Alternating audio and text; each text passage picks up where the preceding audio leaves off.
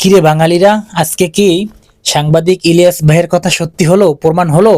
কয়েকদিন আগে বলছিল না সাংবাদিক ইলিয়াস ভাই যে বিডিআর হত্যাকাণ্ডের কোনো বিচার, কোনো তদন্ত কিচ্ছু হবে না এই বাংলাদেশে। এখন আজকে রাষ্ট্রীয়ভাবে এটাকে মানে দিল যে বিডিআর হত্যাকাণ্ড কোনো তদন্ত হবে না, কোনো এই বিষয়ে কোনো কোনো মাথা ঘামাবে না বর্তমান সরকার, তাই না?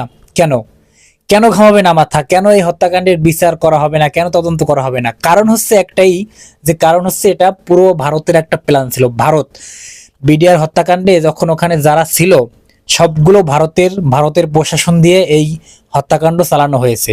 ওখানে যে লোকগুলো তাদেরকে আটকে যে ইগুলো করছিল তারা প্রত্যেকে হচ্ছে হিন্দি ভাষায় কথা বলছিল। সেনাবাহিনীকে মানে আটকাইয়া নিষেধ করে আসতে না না দিয়া যখন ওখানে যারা ছিল প্রত্যেকটা ছিল কি ভারতের লোক।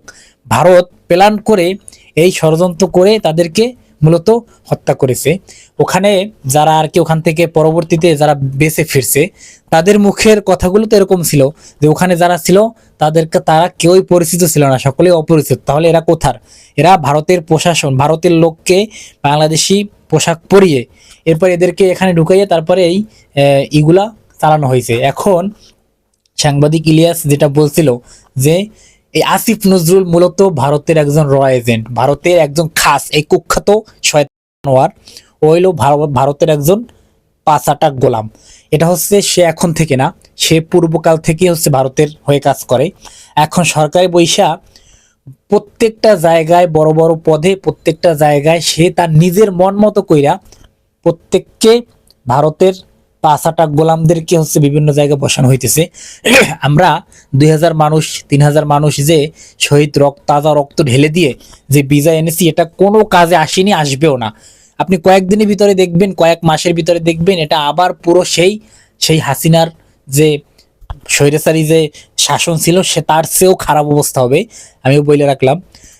আর সাংবাদিক ইলিয়াস ভাই যে কথাগুলো বলে প্রত্যেকটা কথা আজকাল প্রত্যেকটা প্রমাণিত হবে এবং সত্য প্রমাণ হবে।